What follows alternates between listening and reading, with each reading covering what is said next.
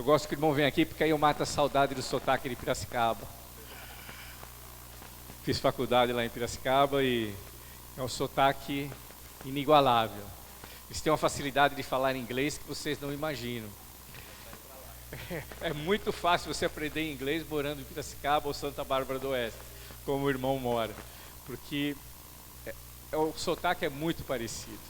Mas nós louvamos a Deus pela vida do irmão. O irmão tem sempre abençoado a nossa igreja, tem abençoado as nossas vidas. Toda segunda-feira o pastor manda uma mensagem, uma palavra aos líderes, aos pastores, e nós recebemos todas as segundas essa palavra que tem nos sustentado, tem nos alimentado. Eu gostaria que você agora estendesse as suas mãos e abençoasse a vida do pastor Celso. Ele será o instrumento de Deus para falar ao meu e ao teu coração aquilo que nós precisamos ouvir nessa noite. Senhor, nós te louvamos, te agradecemos pela vida do teu servo, e nós queremos te pedir agora, Senhor, que tu possas derramar, Senhor, da tua unção, da tua sabedoria, da tua bênção, para usá-lo, Senhor, para falar aos nossos corações. Senhor, torna as nossas mentes cativas, os nossos corações presos à tua palavra, Senhor, para que nada possa desviar a nossa atenção nesse momento, Senhor. Que a tua palavra possa ser semeada nos nossos corações, para que depois ela possa frutificar e dê muito fruto. É o que eu te peço nessa noite, em nome de Jesus. Amém. Pastor, fica à vontade. Obrigado. Glória a Deus. Graças e paz, irmãos. Boa noite, amém? Prazer estar aqui mais uma vez em Ribeirão Preto. É a terceira vez que eu estou aqui na Nazareno, em Ribeirão, rever o pastor José Roberto, o pastor Fernando. Sempre é um prazer rever esses homens tão abençoados e rever os irmãos que aqui estão em nome de Jesus.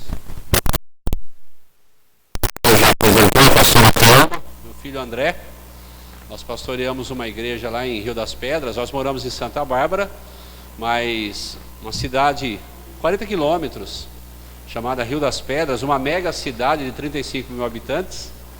E aí nós pastoreamos uma igreja lá, e Piracicaba fica do lado, colonização americana, então o sotaque caipira lá não tem como esconder.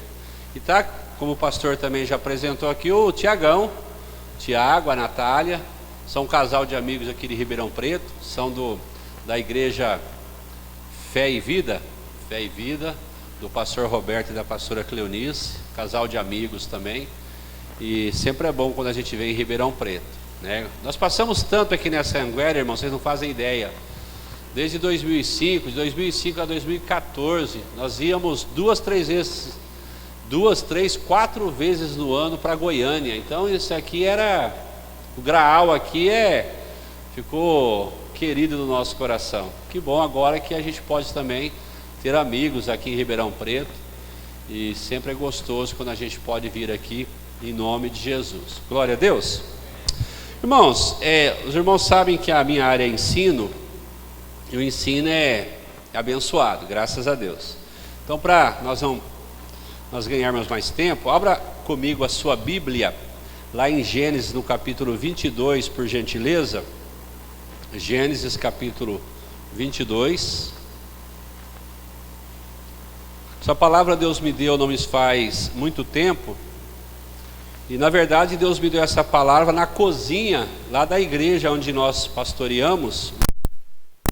Eu tive o cuidado de anotá-la, e depois já pregamos ela não só lá como em alguns lugares, e hoje eu queria pelo menos fazer a introdução aqui. Eu tenho o hábito ou melhor, Jesus tem o hábito de me dar mensagens tipo série da Netflix, né? Sempre vários episódios, e aí a gente nunca consegue em um episódio só falarmos tudo. Às vezes falamos a introdução, enfim, mas até onde a paciência dos irmãos permitir, o Espírito Santo der graça e o inimigo, que é o relógio, permitir, nós vamos compartilhar nessa noite em nome de Jesus. Eu vou pedir para os irmãos abrirem em Gênesis 22, mas eu acho que hoje nós nem vamos conseguir entrar propriamente dito na pregação do capítulo 22. Como eu falei, eu vou tentar dar a introdução nessa noite, mas eu vou ler pelo menos aí um ou dois versículos de Gênesis 22.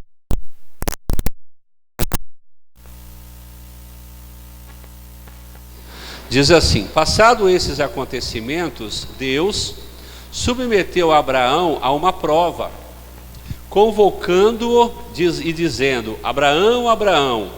Ao que ele redarguiu: eis-me aqui, Senhor.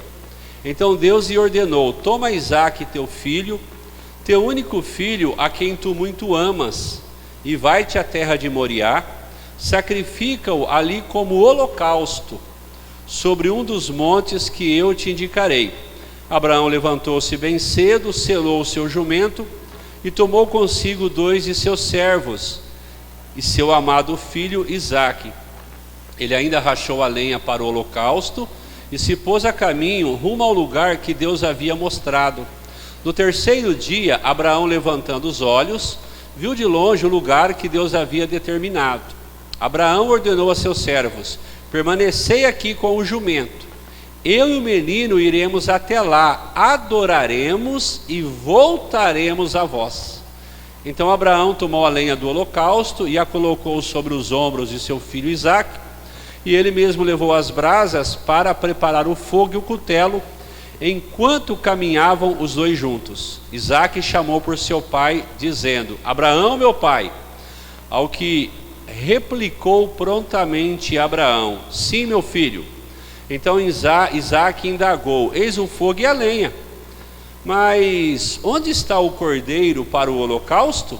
Assegurou-lhe Abraão: Deus proverá para si, meu filho, o cordeiro para o holocausto. E continuaram a caminhar ambos juntos.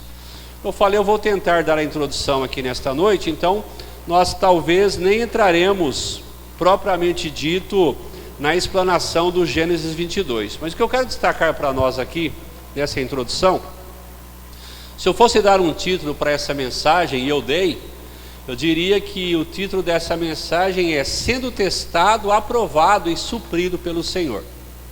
Nós sabemos que aqui está muito claro no início do capítulo 22 que Abraão, ele, como o próprio texto diz, Deus submete Abraão a uma prova, a um desafio. Nós sabemos que desde Gênesis 12, quando Deus chama Abrão, que depois ele é chamado de Abraão, então vamos chamá-lo de Abraão para não dar um nó na cabeça. Desde Gênesis 12, quando Abraão é chamado por Deus, haviam promessas de Deus sobre a vida dele, e uma das promessas é que ele seria papai, e a partir dessa semente, desse filho que nasceria dele, todas as famílias, nações da terra seriam abençoadas. Só que nós sabemos que o Abraão já não era meninão, não estava na flor da idade, assim como o pastor Fernando, glória a Deus, como o Tiagão, louvado seja Deus, né? Ele já tinha uma certa idade. E para não ajudar ainda mais, a esposa dele era estéril, a tal da Sarai.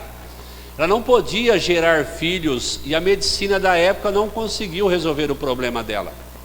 Mas Deus havia dado uma promessa: eu um dia vou dar um filho para vocês. Nós conhecemos a história e finalmente um dia a promessa se cumpriu, o Isaque nasceu, o filho da promessa veio ao mundo, glória a Deus. Só que quando chega no capítulo 22, Deus faz esse desafio para o Abraão. Deus deu um comando: ô Abraão, eu tenho uma missão para você hoje. Pois não, Senhor?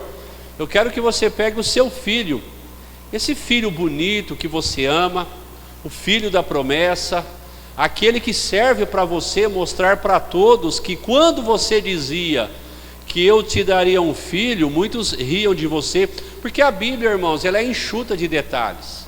Por isso que os diretores de cinema, ou até esse pessoal que vive fazendo novela, quando eles vão fazer algo sobre a Bíblia, eles têm que colocar algo à parte, eles têm que inventar, viajar na maionese, porque a Bíblia é enxuta de detalhes. Não dá para pegar o que está apenas escrito e filmar apenas o que está escrito, tem que ir colocando mais ingredientes por fora.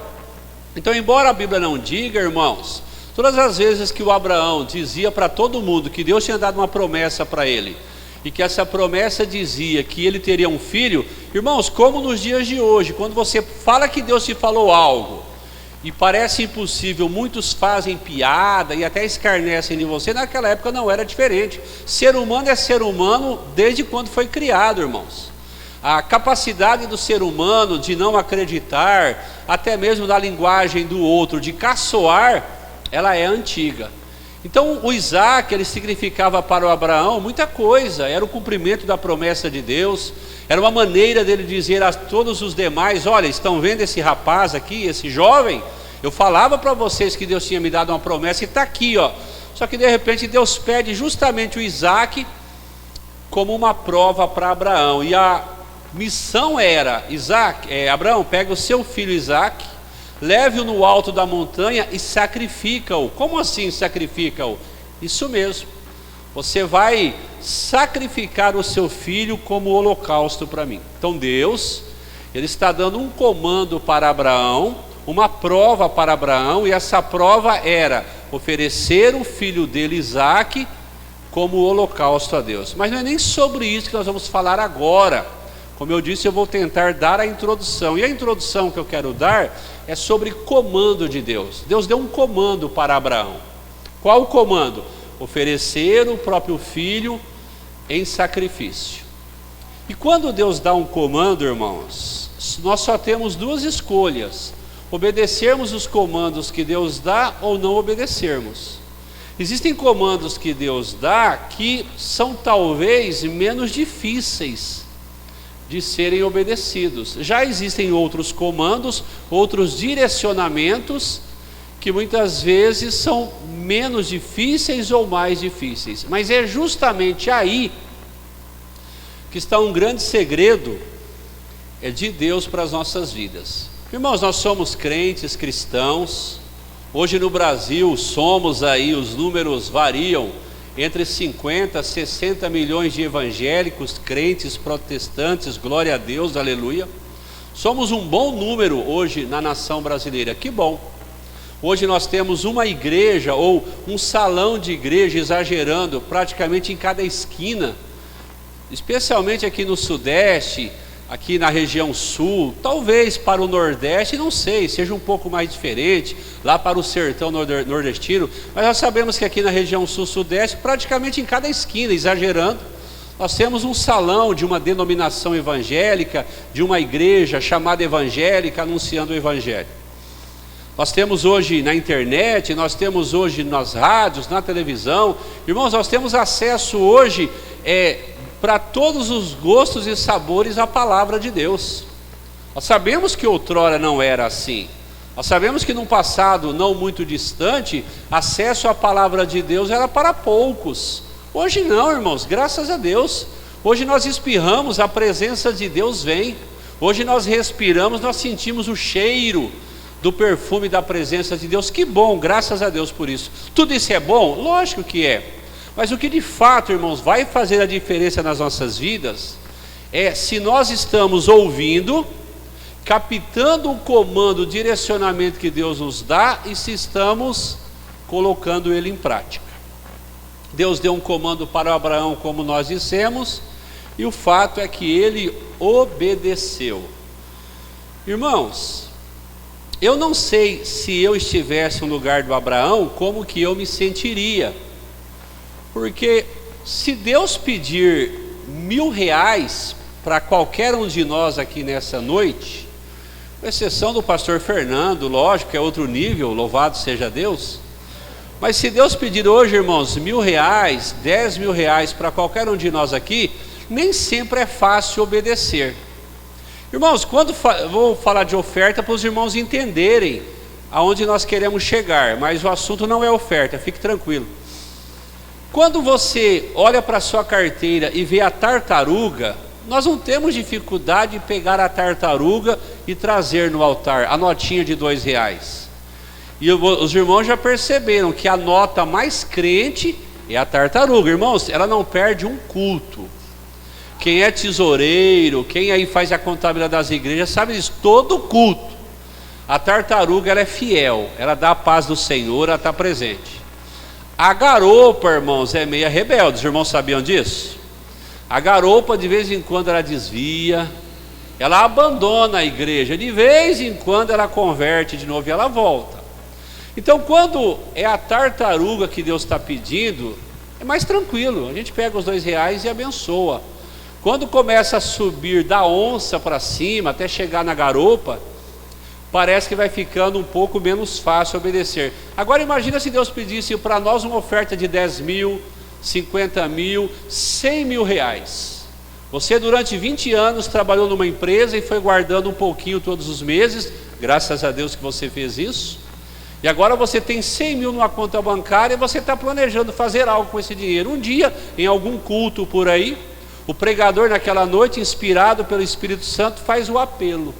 Irmãos, nós queremos fazer hoje aqui uma oferta para abençoar determinada organização missionária, lá em determinado país, e o pregador de fato está sendo usado por Deus. E quando ele faz o apelo missionário, você sente queimar no seu coração. Pegue aqueles 100 mil reais que está no banco e oferte. Irmãos, não é fácil, ou não seria fácil, talvez, para nenhum de nós aqui obedecermos. Mas 100 mil reais, ou 500 mil reais, ou a casa que você tem, ou os 15 carros que você tem na garagem, tudo isso é nada, comparado ao comando que Deus está dando para Abraão. Deus está pedindo para Abraão o filho. Não era 100 mil reais, Deus não estava pedindo R$1.000, Deus não estava pedindo uma casa, irmãos, que às vezes a pessoa com tanto sacrifício consegue comprar, seja pagando à vista, seja guardando dinheiro, seja fazendo algum programa do governo. Amém por tudo isso, mas é o filho que Deus está pedindo. Abraão, pega o seu filho, o filho da promessa, e leva lá, e sacrifica ele. E nós conhecemos a história. O Abraão iria até o fim. Lógico que ele tinha uma expectativa no coração, que nós não vamos entrar nisso hoje, aonde ele expressa assim para os seus servos: eu e o garoto iremos. Mas ele não falou assim: eu voltarei, nós voltaremos. Segundo Hebreus, Abraão tinha tanta expectativa no coração, que ainda que de fato ele sacrificasse, ele cria que Deus poderia ressuscitar o menino, ou seja, ele vai voltar comigo. Ele cria nisso. Mas independente do que ele cria ou não, ele ia até o fim, até as últimas consequências, em obedecer o comando que Deus havia dado, oferecer o filho como sacrifício. Então Abraão recebe um comando, um direcionamento de Deus, uma prova, um desafio, uma missão, e nós sabemos que ele estava pronto para obedecer e para cumprir essa missão. Mas nem tudo na Bíblia, os acontecimentos foram dessa forma. Nem todas as pessoas na Bíblia que receberam um comando, uma missão do Senhor, tiveram a mesma atitude que o Abraão. Deus queira, irmãos, que todos nós hoje no nosso dia a dia consigamos ter atitudes iguais às do Abraão. Porque, irmãos, a vida cristã, ela é feita de momentos românticos, mas ela também é feita de momentos práticos, momentos românticos. Um culto como esse, nós estávamos aqui em uma adoração gostosa, adoração maravilhosa para a glória de Deus. Momento romântico, aquele momento em que você está no seu quarto, falando com o Espírito Santo, e você começa a orar, começa a dizer que você o ama, e a presença de Deus vem, te envolve, e você jura de pé junto que você nunca mais vai abandonar Jesus, porque está tão gostosa a presença dele. Momentos românticos. Só que a vida cristã, ela não é feita apenas de momentos românticos. Nós temos o dia a dia, irmãos, aonde parece que esse romantismo vai-se embora. E é justamente as atitudes práticas nossas, no nosso dia a dia, que de fato vão alicerçando o nosso cristianismo. As experiências místicas que nós temos na presença de Deus são muito bem-vindas e necessárias. Mas não somente as experiências místicas, irmãos, elas não alicerçarão a nossa fé e o nosso cristianismo em Deus. Porque haverão dias em que Deus, de propósito, não por maldade, porque Deus é bom vezes 1.000.000, e é pouco ainda, perto da bondade que Ele é, Deus de propósito tem momentos em que Ele vai fechar a torneira do romantismo. Sabe aquela fase em que parece que Deus mudou?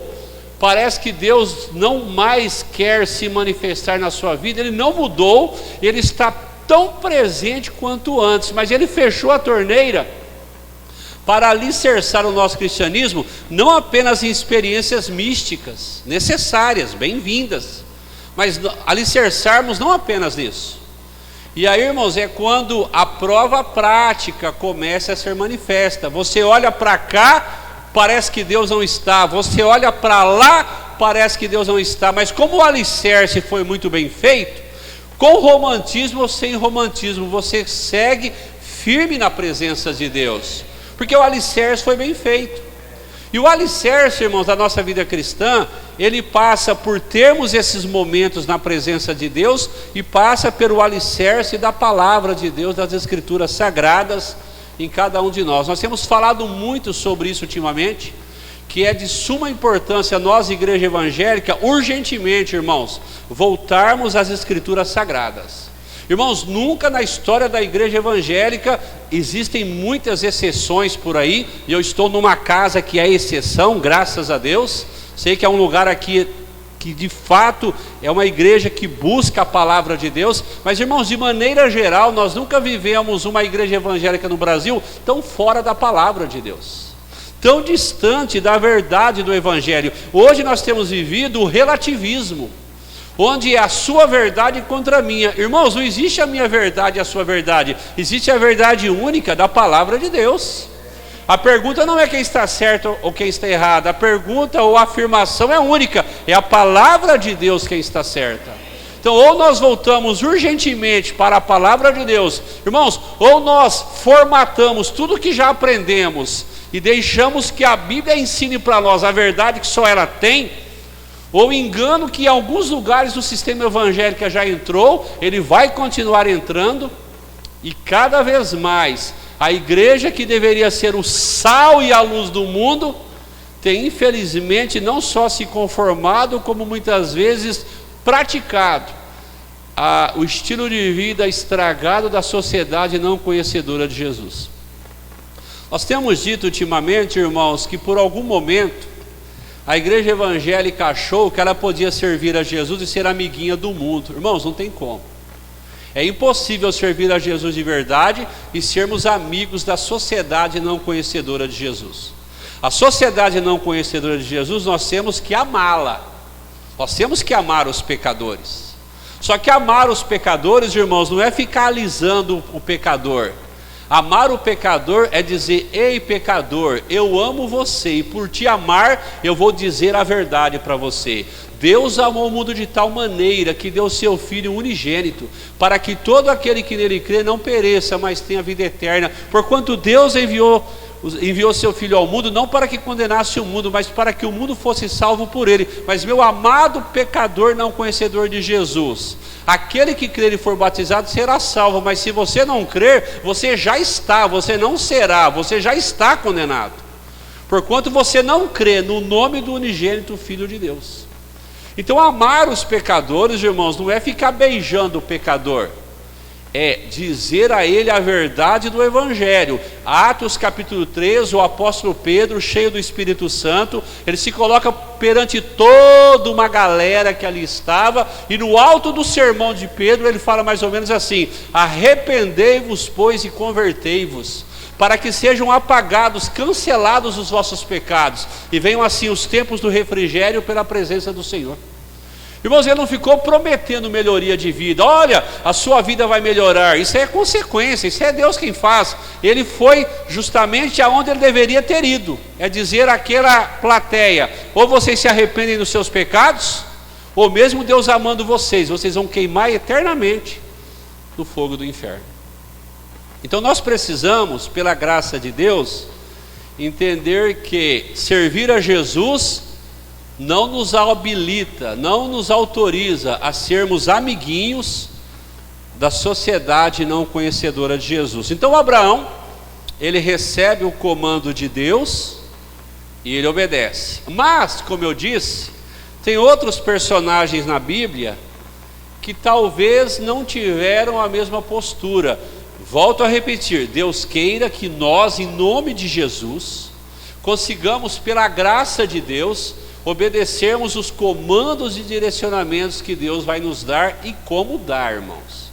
Como o Espírito Santo, seja em uma missão assim hollywoodiana, ou seja em uma missão aparentemente simples, como o Espírito Santo nos dá comando todos os dias. Simples, você foi no mercado fazer compra, você programou gastar R$500, só que enquanto você estava no açougue, comprando lá os 6 quilos de picanha, que está baratinho, graças a Deus, passou por 5 segundos no seu coração assim, ó, compre 2 quilos de contrafilé e abençoe o pastor Fernando, e compre 2 quilos de alcatra e abençoe o pastor Zé Roberto. Passou por 5 segundos no seu coração, você lá no caixa, você lá no açougue, olhando para o açougueiro, e aquele sentimento no seu coração: 2 quilos de contrafilé para o pastor Fernando, 2 quilos de alcatra para o pastor Zé Roberto. Passou, porque vontade dá e passa. Coisa boba, minha alma, né? Minha mente boba, foi lá, comprou sua carne, pagou sua compra e foi para casa. Irmãos, eles nunca vão saber que um dia passou pelo seu coração por 5 segundos abençoá-los dessa forma. Só que naquele dia, no meu exemplo, Deus queria com aquilo destravar coisas poderosas em sua vida. Pastor, mas eu sou um homem que já dei ofertas de R$100 mil por aí. Glória a Deus. Pastor, nós somos uma família, o senhor não sabe da nossa realidade. Nós somos uma família que todos os meses distribuímos do nosso bolso 100 cestas básicas para ajudar necessitados. Deus te abençoe. Só que naquele dia, era aqueles 2 quilos de contrafilé para o pastor Fernando e aqueles 2 quilos de alcatra para o pastor Zé Roberto, que Deus queria usar para destravar coisas extraordinárias. O dia que você deu 100 mil, o dia que você deu 100 cestas básicas, você obedeceu, você fez algo que agradou a Deus, sim, mas nem necessariamente foi um comando de Deus. Agora, aquele dia que era uma oferta pequenina, era um simples ato de dar uma caixa de bombom para alguém, porque Deus colocou no seu coração, independente da quantia, do tamanho, era um comando de Deus. Irmãos, e quando é comando de Deus, não importa se é Hollywood ou se é pequenininho, se é comando de Deus e nós obedecemos, isso destrava, irmãos, coisas extraordinárias em nossas vidas. Mas às vezes a dificuldade do crente, não nós, porque nós somos outro nível, graças a Deus, mas a dificuldade do crente de obedecer os comandos do Senhor, os mais pequeninos que seja, irmãos, o Deus tão todo-poderoso que Ele é, às vezes essa nossa incapacidade de obedecer o comando impede que o Deus Todo-Poderoso haja do jeito que Ele gostaria de agir em nossas vidas. Então, em nome de Jesus, nós vamos obedecer. O Abraão obedeceu, mas tem um rapazinho aqui que eu não sei não, e abra comigo em Mateus capítulo 19, eu vou correr aqui para mim conseguir dar essa introdução. Mateus capítulo 19, é um texto aí bem conhecido, os irmãos conhecem de cor, graças a Deus. Mateus capítulo 19, na minha Bíblia aqui, irmãos, minha Bíblia King James, que eu fui abençoado ali pelo reverendo Tiago, glória a Deus. Irmão, isso aqui é um testemunho, sabia? Um dia eu baixei no celular o aplicativo da King James e gostei da tradução dela. Geralmente todos nós temos em casa umas 2.000 Bíblias, né? Você vai na casa do crente, meu Deus, tem mais Bíblia que outra coisa. O duro é o crente ler, Bíblia tem. O duro é sentar e de fato meditar nas Escrituras, mas está mudando as nossas vidas em nome de Jesus. Irmãos, nós seremos crentes que a partir de hoje vamos ler a Bíblia pelo menos uma vez no ano inteirinha, de capa a capa, para a glória de Deus. Lá nós estamos na igreja com um programa, todos os dias eu jogo no grupo da igreja no WhatsApp a meta do dia. Se nós conseguirmos obedecer, se os irmãos lá conseguirem obedecer, 4 capítulos por dia. Quando chegar dia 31 de dezembro, eles terão lido a Bíblia inteirinha, de capa a capa uma vez, e uma segunda vez o Novo Testamento inteirinho. Com quantos capítulos por dia? 4. Quanto tempo será que eu gasto para ler 4 capítulos, irmãos? 15 a 20 minutos por dia. Será que nós não temos 20 minutos por dia para se dedicar à leitura da Bíblia? Irmãos, nós não temos fome por Deus. Nós não temos interesse pelas coisas do céu. Tempo nós temos. Falta às vezes o apetite pelas coisas do Senhor. Mas nós precisamos ler. E aí eu baixei o aplicativo e gostei. Fiquei um dia, até pesquisei no Mercado Livre para ver quanto que custava uma bitela. Não era assim nada caro, né? Não dá para comprar uma casa com o que vale a Bíblia. Mas um dia eu vim na casa do Tiago e eis que ele, sem saber, foi usado por Deus e me abençoou justamente com a Bíblia que eu estava querendo, que era uma King James, e eu estou usando a criança, e glória a Deus. Então Mateus 19, o versículo, ajuda eu aí, irmãos, vocês já sabem até do que eu vou falar, hein?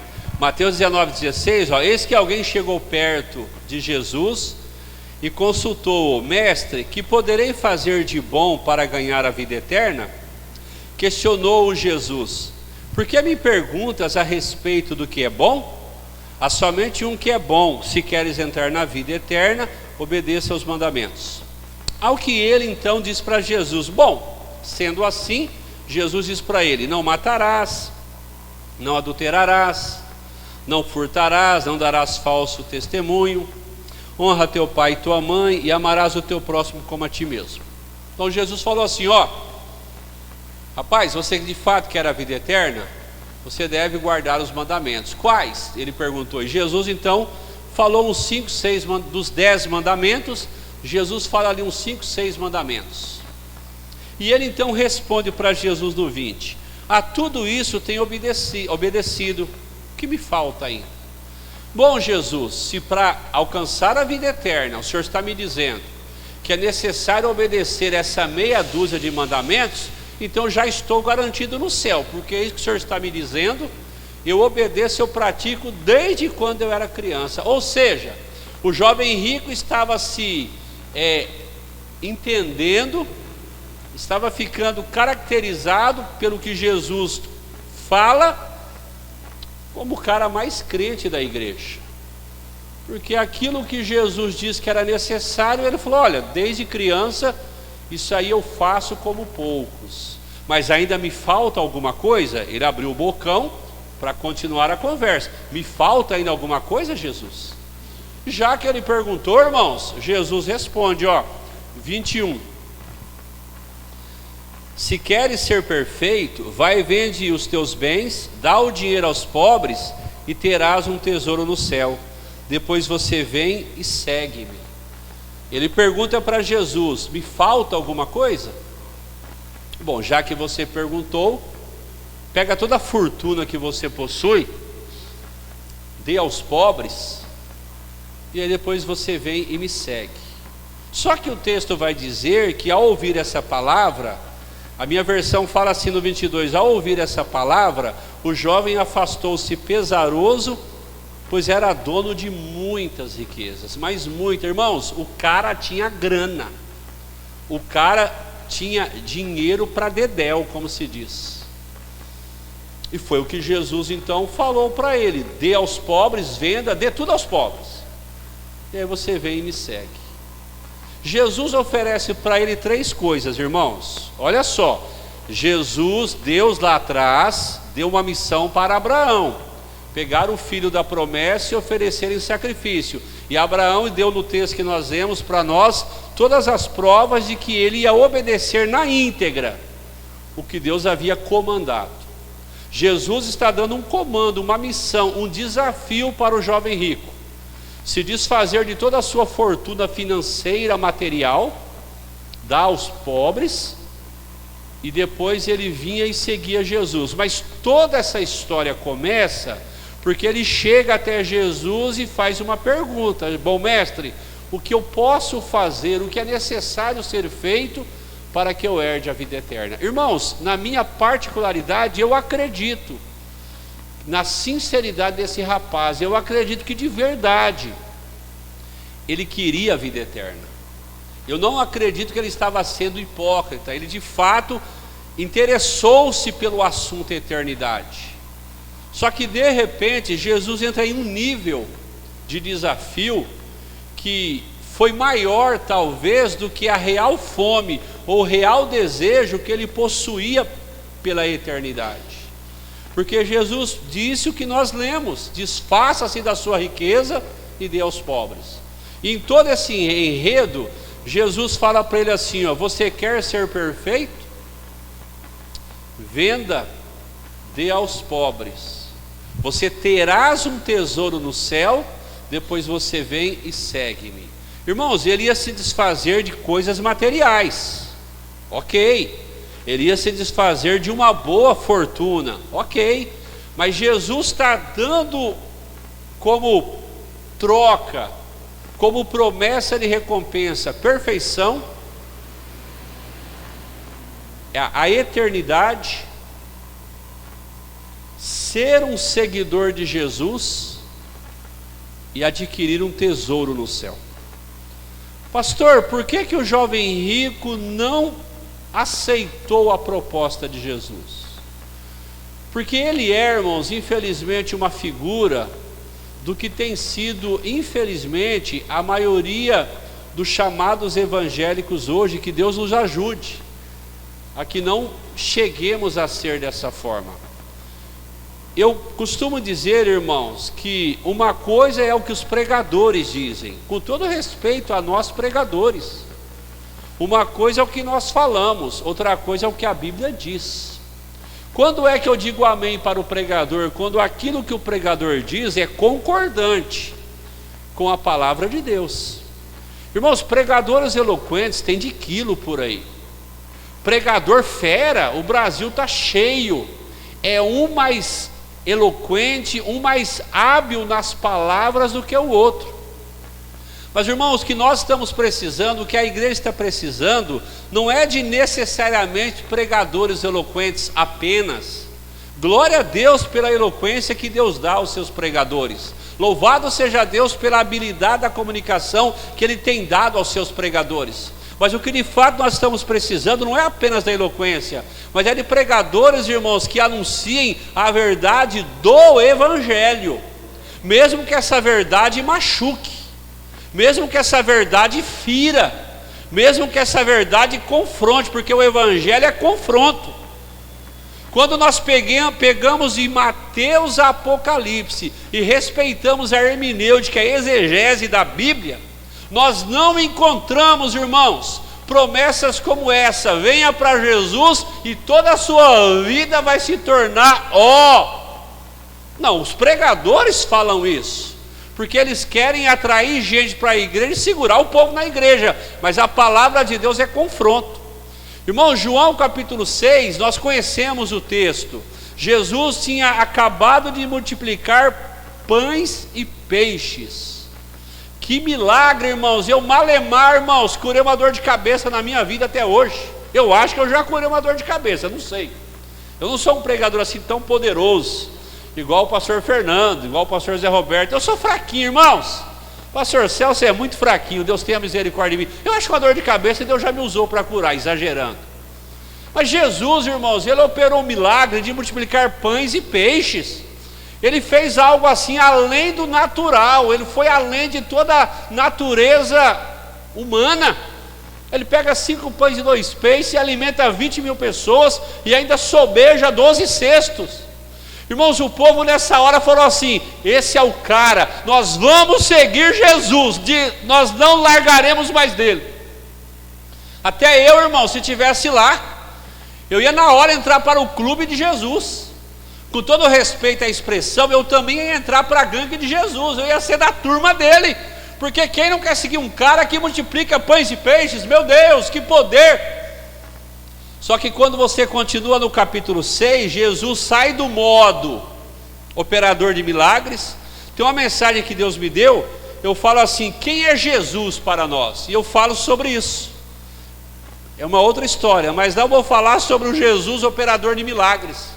Irmão, Jesus agora sai do modo operador de milagres no João 6, e no próprio João 6, ele começa com uma conversa: comer a minha carne, beber o meu sangue. Ô Jesus, volta para o modo milagre. Não, agora não estou no modo milagre. Jesus também tem um modo milagre, graças a Deus. Irmão, Jesus continua curando, e como cura, Jesus continua ressuscitando mortos, glória a Deus. Jesus continua curando câncer, vai continuar curando, em nome de Jesus. Mas no pacote Jesus não existe só modo milagre. O modo milagre é uma fatia da pizza, mas não é a verdade total, faz parte do pacote.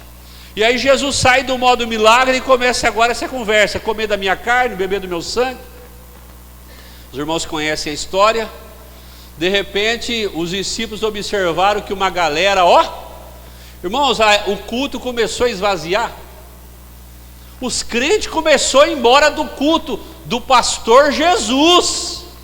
Não é desses pastores fraquinhos igual nós não, irmãos, era do pastor Jesus. E aí os discípulos mais preocupados, porque tinha um aluguel do salão para pagar, e o povo indo embora, já viu, né? Era menos dízimo, menos oferta. Um dos discípulos falou assim: pastor Jesus, o povo está indo embora. Em outras palavras, o discurso, o sermão está muito difícil. Irmãos, e o pastor Jesus olhou aquela cena e falou assim para os seus discípulos: vocês também querem ir? Fiquem à vontade.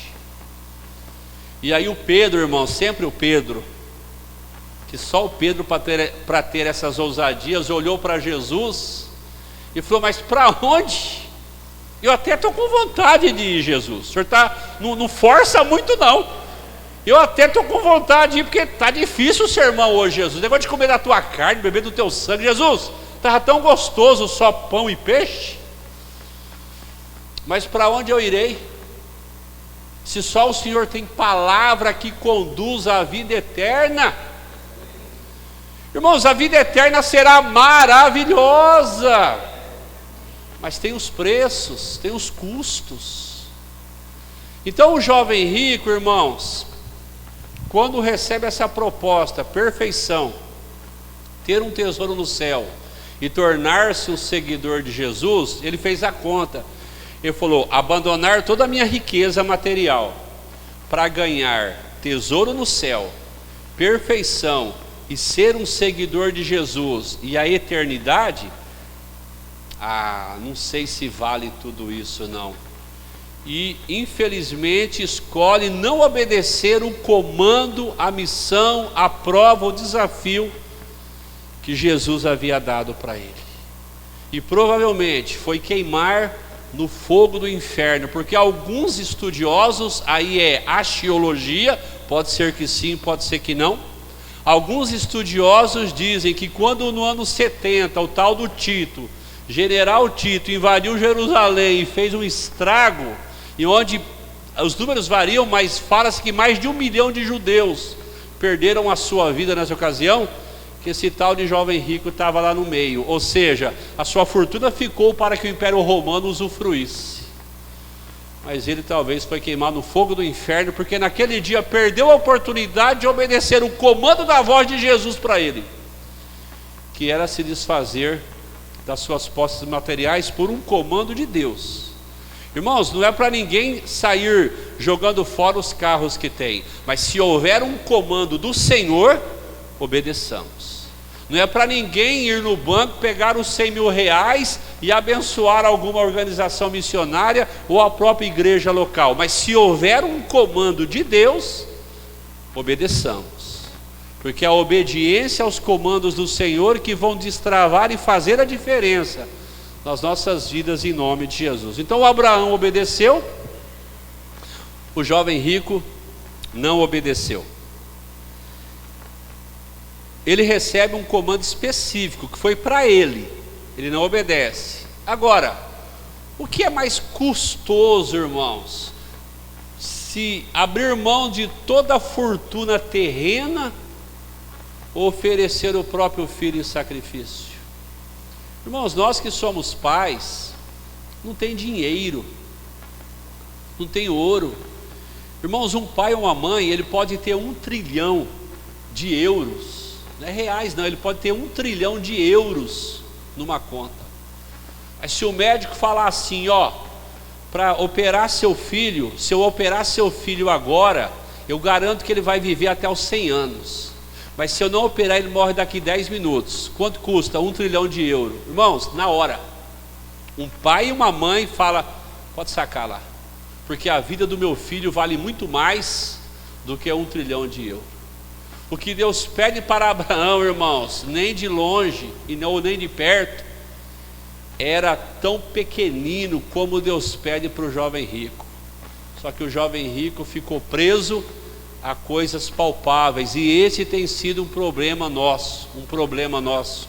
Nós temos estado, queridos, muito presos àquilo que é palpável. O que é palpável é bem-vindo, o que é palpável é necessário, desde que isso não me roube de Deus, desde que isso não me arranque do propósito que Deus tem para a minha vida. Se ter o palpável vai me arrancar de Deus, é melhor não ter o que é palpável, mas ter Deus. Agora, se eu puder ter os dois sem perder Deus, amém, louvado seja Deus. Agora eu quero rapidamente, porque o inimigo já está olhando para mim, o relógio. Tinha 4 pontos para falar na introdução, vou falar pelo menos mais um rapidamente. Então Abraão obedece, o jovem rico não obedeceu o comando do Senhor para ele. Irmãos, mesmo quando obedecemos ao Senhor, graças a Deus quando conseguimos obedecer. Que bom quando nós vencemos a nós mesmos, porque o nosso maior inimigo não é Satanás, o nosso maior inimigo não é o Exu caveira, o Exu esqueleto, o Exu ossada, nada disso. O nosso maior inimigo, irmãos, o meu maior inimigo chama-se vontade de Celso Augusto da Silva. É a minha vontade, a minha carnalidade, e a minha natureza ruim que torna-se o meu maior inimigo. Quando eu consigo vencer essa natureza e permito que o Espírito Santo, ou quando eu permito que o Espírito Santo me dê graça, eu aceito a graça dele para que eu vença essa natureza estragada, de fato eu vou conseguir obedecer a Deus. Então obedecer é algo assim muito importante. Então deixa eu usar um exemplo aqui. Algum jovem daqui da igreja, o Emengardo é um jovem aqui da igreja de 18 anos. Os pastores deram uma missão para o Emengardo, falaram assim: Emengardo, sábado à tarde você vai fazer alguma coisa? Não, pastorzão, estou de boa, estou relax. Então os pastores falam assim: Emengardo, por favor, sábado à tarde, tem como você pegar aí mais uma meia dúzia de jovens, você vai ser o chefe, e vocês irem lá no salão da igreja dar uma geral? Deixa comigo, pastorzão. E aí o Emengardo vai lá, chaveca uma meia dúzia, eles vêm aqui, irmão, sábado à tarde, mas dá uma geral. Deixa o salão da igreja cheirando a Jequiti para quem gosta. Qual a expectativa do Emengardo? Que na primeira oportunidade em que os pastores o virem, vão fazer o quê? Vão agradecer e até mesmo honrá-lo. Falar: irmão, vocês estão vendo a igreja limpa assim? Nós queremos dizer que a igreja está limpa porque sábado à tarde, uma meia dúzia de jovens debaixo do comando, da liderança do jovem Emengardo vieram, e aí dentro dele vai vir aquele sentimento de: ei, glória a Deus, louvado seja o meu nome. Só que para surpresa dele, os pastores não falaram nada, só falaram assim: viu, irmãos, a igreja está limpa, glória a Deus. E a alma dele falou assim: puxa vida, eu fiz, eu obedeci, eu ralei, eu executei a missão que me foi dada e nem um obrigado eu ouvi. Mesmo quando obedecemos o Senhor, irmãos, nem sempre, às vezes vem, porém nem sempre a recompensa ela virá no segundo seguinte. Nem sempre quando obedecemos a Deus é no segundo seguinte que colheremos honras e aplausos, mas por sermos obedientes, sabemos que Deus está no controle. Às vezes nós vamos obedecer, e temos que obedecer, e graças a Deus quando obedecemos, mas às vezes Deus de propósito não nos dá a colheita no segundo seguinte. E é aí que muitas vezes a nossa alma pira, porque nós somos de uma geração de humanidade que queremos ser recompensados no dia seguinte. Irmãos, o trabalhador natural, se o salário atrasa um dia, se ele vai no banco no quinto dia útil, passa o cartão, e o caixa eletrônico do Bradesco fala assim para ele: não, irmãos, o chefe dele vai sair dali abençoado, ele vai abençoar o chefe, vai falar aquele chefe abençoado, ungido, declaro sobre ele todas as bênçãos de Deus. Porque é o nosso natural, queremos a recompensa logo depois de termos obedecido. Trabalhei 30 dias, eu quero o meu salário. Eu acabei o serviço, eu quero meu pagamento. E ok, no natural, tudo bem. Mas tem momentos em que Deus não vai agir assim. Deus nunca vai deixar de nos pagar nada, querido. Tudo que nós fizermos para a glória de Deus, seja na terra ou seja no céu, Jesus vai nos recompensar por tudo. Só que Ele tem os momentos. E se nós não entendermos isso, irmãos, mesmo sendo obedientes, mesmo executando os comandos do Senhor, nós correremos o risco de barrar por causa da murmuração, por causa da falta de compreensão e até mesmo da falta de revelação da maneira de Deus agir em nossas vidas. Tem um exemplo na Bíblia que eu quero rapidamente, Atos capítulo 16. Olha só que texto interessante, Atos 16.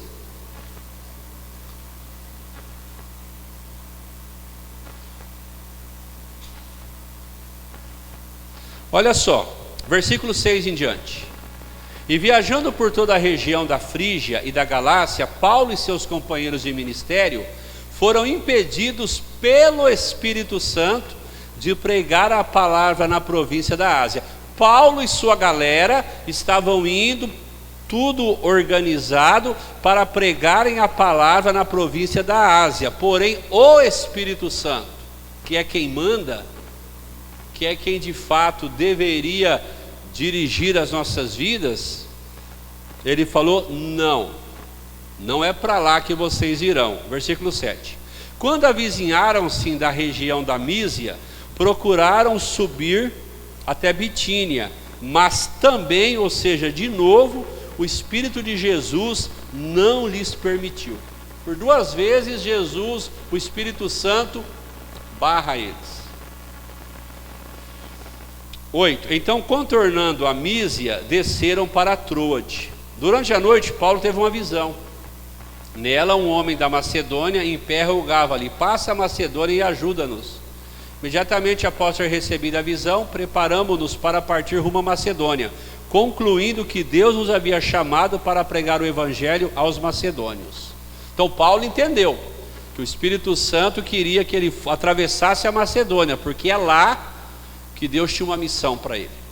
Navegando de Troade, seguimos em linha reta até Samotrácia e no dia seguinte para Neápolis. De lá rumamos para Filipos, que é a cidade mais importante desse distrito da Macedônia e colônia romana. Nessa cidade ficamos vários dias. No dia de sábado, saímos da cidade para a beira do rio, onde imaginávamos encontrar um bom lugar para orar. Assentando-nos e começamos a conversar com algumas mulheres que ali também estavam reunidas. Uma das mulheres que nos ouviam era temente a Deus e chamava-se Lídia, vendedora de tecido de púrpura da cidade de Tiatira, e aconteceu que o Senhor lhe abriu o coração para acolher a mensagem pregada por Paulo. Depois de batizada, bem como de sua casa, ela nos convidou rogando: se julgais que eu sou crente no Senhor, entrai e permanecei na minha casa, e assim nos convenceu. Aí eles oraram com ela, glória a Deus. Versículo 19. Versículo 16, vai para a gente entender.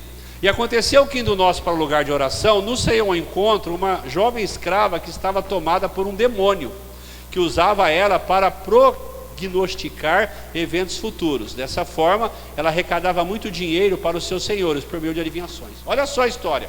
Paulo estava ali com sua galera, e tinha uma moça usada por demônios que, entre aspas, adivinhava o futuro das pessoas. E isso, nesse misticismo todo, ela era escrava e seus senhores ganhavam muito dinheiro com os dons demoníacos que agiam na vida dessa moça. E para encurtar o assunto, nem vou ler no texto, só vou contar a história. Aonde quer que Paulo ia, essa mulher começou a ir atrás de Paulo.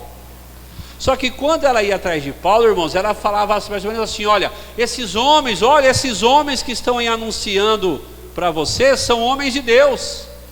Eles anunciam o caminho de Deus. Ou seja, ela não estava falando nenhuma mentira, nenhuma inverdade. Só que por vários dias, Paulo ali e aquela mulher, esse homem é homem de Deus, esse homem é homem de Deus. Verdade. Só que Paulo, que tinha um discernimento do Espírito muito aguçado, falou, tem alguma coisa estranha nesse trem aí. A palavra aparentemente está correta, aparentemente não está produzindo nenhuma inverdade, mas tem algo aí que não está encaixando. E Paulo ora no nome de Jesus, repreende o capeta que estava naquela mulher e liberta a mulher do demônio. Ela perde os dons e a habilidade de adivinhar o futuro. Quando os seus senhores ficaram sabendo disso, falou, pronto, a mulher agora não tem mais os dons, e agora como que nós vamos ganhar dinheiro? Eles ficaram furiosos com Paulo, irmãos, e deram uma surra histórica em Paulo e Silas, e trancafiaram Paulo e Silas numa prisão horrível. Resumo da ópera, eles estavam naquele lugar obedecendo a quem, irmãos? A Deus. Eles queriam ir para outro lugar, mas o Espírito Santo não permitiu. O Espírito Santo falou, é para lá que eu quero que vocês vão. Eles foram. Eles não estavam ali à toa, eles estavam naquele lugar, fazendo a obra de Deus, debaixo da unção de Deus, obedecendo uma ordem do Espírito Santo. Mas o que naquele momento, aparentemente, eles estavam recebendo como recompensa? Castigo, surra, vara. Irmãos, nem sempre a obediência no segundo seguinte trará recompensa, mas querido, aguentemos o tranco, fiquemos firmes na presença de Deus. Pastor, o senhor está aí pregando o evangelho da verdade, irmãos? Hoje está muito na moda as pessoas falarem assim, olha pastor, você quer que a sua igreja cresça numericamente? Faça assim, faça assado. Olha pastor, você quer que a sua igreja numericamente tenha 500 jovens? Faça assim, faça assado. Não, irmãos, Deus abençoe aquela igreja, Deus abençoe aquela igreja, Deus abençoe aquela igreja. Espírito Santo, o que é que o Senhor quer que nós façamos? Porque, irmãos, os números são importantes para nós, não para Deus. Nem sempre números, eu sempre falo isso, nem sempre números significam que Deus está. Às vezes Deus está, mas não necessariamente significa. E nós temos vivido um sistema evangélico, irmãos, que infelizmente ainda é imaturo, não é maduro, que parece Maria vai com as outras, e quando não há uma convicção plena de quem nós somos em Deus e do que a palavra de Deus é, o vento assopra para lá, vamos para lá, o vento assopra para cá, vamos para cá. Não, irmãos, Deus nos deu uma unção, Deus nos deu uma identidade, Deus nos deu uma palavra, fiquemos nela. Mas faz 100 anos que está nessa palavra, Deus não deu outra? Mas faz 100 anos, pastor, que o senhor toca a música do Jesus que é poderoso. Muda, porque todo mundo está mudando. Jesus, o senhor quer que eu mude? É Ele que manda, irmãos. Ah, mas se o senhor não mudar, lá nós pregamos, irmãos, na nossa localidade, lá nós falamos assim, jovem tem que casar virgem. Jovem tem que casar virgem. Jovem tem que casar virgem. Mas pregar isso, pastor, os jovens não vão ficar na igreja. Irmãos, se o evangelho de Jesus não for suficiente para converter crianças, adolescentes e adultos, nada mais resolve. Ou o evangelho faz o efeito dele, ou nós vamos até encher igrejas de pessoas, mas como diz um certo pregador, teremos igrejas cheias de gente, porém gentes vazias de Deus. Então é o evangelho da palavra de Deus. Obedecer a palavra, embora nem sempre é fácil para nenhum de nós, mas nem sempre ela vai trazer no segundo seguinte a recompensa. Mas se nós ficarmos na palavra de Deus, se nós ficarmos no comando do Espírito Santo, no seu tempo, Deus saberá nos honrar, Deus saberá nos abençoar, Deus saberá nos promover para a glória do nome dele, em nome de Jesus. Irmãos, não sejamos imediatistas. E eu não sou especialista em planta, mas uma vez eu ouvi falar, nem sei se é verdade, que um pé de abacate demora anos para de fato começar a produzir. Já tem outros trem, na linguagem do mineiro, tem outros trem que você planta, questão de tempinho você já está colhendo. Então calma, tem obediência que você vai plantar, que a colheita vai ser rápida, mas nem todas. Tem coisas que Deus vai pedir para você, que você vai obedecer, e vai olhar para as nuvens e vai falar, cadê a chuva? Será que foi Deus mesmo que falou? Será que foi comando de Deus? Está aí, obedeci, mas cadê a recompensa? Calma, Estressa não. Somente obedeçamos, irmãos. Somente façamos o que Ele está direcionando. Ele saberá a hora e o momento de dar a recompensa para a glória de Deus em nome de Jesus. Amém? Abraão obedeceu, o jovem rico não obedeceu, mas quando obedecermos, sabermos discernir o tempo da recompensa. Feche seus olhos. Obrigado, Jesus. Nós te agradecemos, te damos a honra, a glória, o louvor, a adoração. Muito obrigado, Espírito Santo. Muito obrigado por esse tempo aqui. Muito obrigado por cada irmão, essa igreja vencedora, esse grupo de irmãos mais que abençoados que estão aqui nessa noite. Pai, todos nós aqui precisamos do Senhor. Todos nós aqui necessitamos desesperadamente da Tua bondade, necessitamos desesperadamente da Tua misericórdia. Ajuda-nos, Espírito Santo, e abençoa-nos, para que quando o Senhor der os comandos, quando o Senhor der a prova, o desafio como o Senhor fez com Abraão, nós estejamos, Deus, aptos, nós sejamos rápidos, nós sejamos capacitados para obedecermos às provas, os comandos, os desafios que o Senhor estará nos trazendo, sabendo que tudo aquilo que o Senhor nos pedir, o próprio Senhor nos capacitará, para que consigamos manifestar obediência em nome de Jesus. Abençoa cada um de nós, abençoa a nossa casa, abençoa o nosso lar, abençoa a nossa família. Senhor, derrama o Teu favor, derrama a Tua graça, derrama a Tua generosidade sobre cada um de nós nesta noite, em nome de Jesus. Amém, queridos? Obrigado pela paciência. Pastor Fernando, perdoa eu aí pelos 5, 10 minutinhos. Amém, glória a Deus pela palavra. Obrigado, pastor Celso, com a família também, a pastora, o filho. Muito bom poder ouvir uma palavra dessa, né, gente? Vale a pena. Pena que é uma série, uma parte dessa série, né? A gente podia ficar aqui, assim como no cinema, a gente fica 2, 3 horas, não cansa. E é bom a gente ouvir essa palavra tão direcionada por Deus para nós, né? Eu não tenho nem o que acrescentar, mas uma coisinha só. O que Deus tem falado a você? Qual que é o comando? Se você souber, a Bíblia diz que é melhor obedecer do que sacrificar. Então obedeça. Não fique sacrificando. Deus quer a sua obediência. Obrigado, viu, pastor, pela palavra. Que Deus possa continuar te usando lá na igreja, a qual Ele confiou em suas mãos, com a esposa, o filho, e que nunca falte o óleo, a unção fresca do Espírito sobre sua vida. Amém? Vamos ficar em pé. Eu vou encerrar o culto, agradecendo a Deus por essa palavra tão importante para mim e para você. Vamos orar, feche os seus olhos. Obrigado, Senhor, pela vida do pastor Celso, homem de Deus, homem que o Senhor tem levantado como porta-voz do Senhor nessa terra. Obrigado, a Deus, pela palavra inspirada, pela palavra verdadeira que veio a cada um de nós essa noite. É tão claro, ó Deus, o que nós ouvimos aqui, que possamos agora obedecer. Primeiro que busquemos a Tua direção, e depois que sigamos a Tua palavra, o Teu comando, a Tua ordem. Que o Senhor possa abençoar as pessoas que se achegaram aqui também essa noite, abençoar cada família, cada vida. Nos lembramos ainda das pessoas que estão sofrendo à nossa volta, do Senhor Arthur, que está na recuperação, do Einstein, da Lorena.